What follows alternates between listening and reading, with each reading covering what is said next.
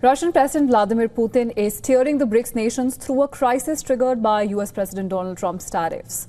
In the last 24 hours, Putin held talks with Modi, Xi and Ramaphosa as they unite along with Brazil to counter US trade aggression. Now, the talks come ahead of Putin's meeting with US President in Alaska next Friday.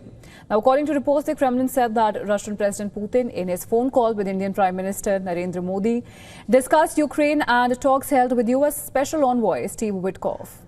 While thanking President Putin for his detailed assessment, Prime Minister Modi reiterated India's consistent position for peaceful resolution of the war in Ukraine. Now, the leaders also reviewed progress in the bilateral agenda and reaffirmed their commitment to further deepen the special and privileged strategic partnership between India and Russia.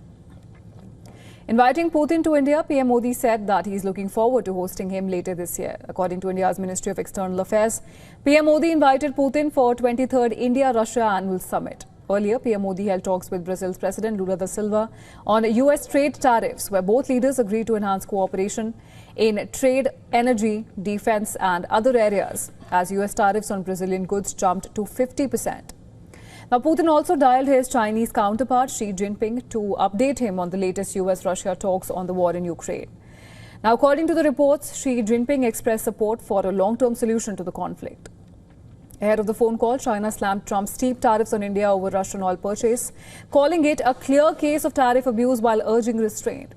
South African President Cyril Ramaphosa also held a telephonic discussion with Russian President Vladimir Putin on the Ukraine war and furthering of bilateral ties. After speaking to Putin, he spoke with his Ukrainian counterpart Volodymyr Zelensky on the peace process between Russia and Ukraine. Well, this comes as US President imposed a 30% tariff on South African nation. Reaching out to regional allies, Russian President Putin also held talks with Belarusian President Alexander Lukashenko on US peace proposal plans.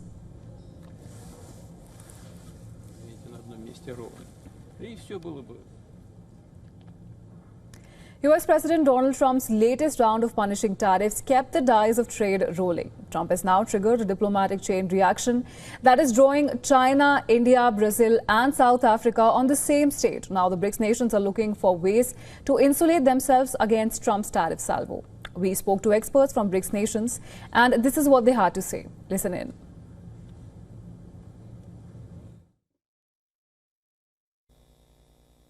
It's not easy, as I just mentioned, and especially because the United States has a long history of favoring bilateral agreements. And that's exactly what President Trump is doing now, acting very strongly and promising to deal with each country individually. So it would be interesting to see if the countries in the BRICS could rise up to the challenge and act in a little more concerted effort. Doesn't mean they're going to necessarily only act together, that no longer they're going to be pursuing conversations individually with the United States, but that perhaps they could, have a little more of a unified front, to deal with these challenges from the United States. And this is a little bit what President Lula in Brazil has been trying to do. His government has signaled that he wants to continue to have dialogue with the United States. There are important people from the Brazilian government in the last few weeks in Washington negotiating exemptions from some of the tariffs. But also President Lula has signaled that this will not take place. And the willingness of Brazil to negotiate with the United States is not going to be at the cost of Brazilian sovereignty, because the decision from the United States about Brazil has a very strong political motivation as well, which we can talk if you want. So Brazil has at the same time working with the United States, but also signaling that he wants also to see take the opportunity to have a concerted effort with the BRICS nations and other countries in the South. Yes, I think that the American position is quite ambivalent here, as they're trying to press other countries which have, by the opinion of American presidents, so-called imbalanced trade with the United States, as United States actually could not earn more from trade with China or India, for instance. That is why Washington tries to press using some economic arguments. And of course, there are also some political arguments, and India and China are not in the American camp, in the Western camp, even not supporting Russia directly. India is cooperating very extensively and very significantly, which is rather unpleasant for the United States, who is trying to control all the dynamic of the foreign trade.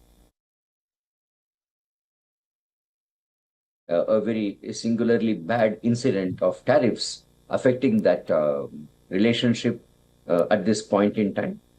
But nothing is lost. We are going to still discuss in the last week of August. The US delegation is coming to discuss the trade issues further, and we will be in a position to get something out of it. And I strongly believe that once the Ukraine-Russia war is over, I'm sure US is going to look into Russia through a different lens, and that will be the time when all these, Russian tariffs will go away. And meanwhile, we'll have to keep our head cool. We'll have to negotiate, taking into account our red lines, and see that, if there is necessity to offer a market with an accelerated tariff reduction, we should be in a position to do so. But take care of the red lines very, very clearly. Those are the areas where we will be never in a position to give up our interests. Well, push is the word, because these three countries are not so much attracted together as being pushed together, because there is continuing rivalry for influence between India and China, not to mention the border disputes. There is also not 100% alignment of interest between Russia and China. But on the other hand, all three countries are suffering from Donald Trump's no-holds-bar tariffs and other sanctions and restrictions. So these Trump is trying to invoke the rules of the jungle in place of the so-called rule-based order. Actions are risky in the longer term for the US's diplomatic relations with the rest of the world, and then the BRICS nations and the global South. If anything, these declarations, these announcements, these measures, if they come into play, will only serve to, as you hinted at earlier, unite them, bring them closer together in a distrust of the global North, a criticism of the West, sort of proving some of the suspicions that there had been in the past, that in the end, you make declarations about democracy and fairness, but you actually only end it for yourself.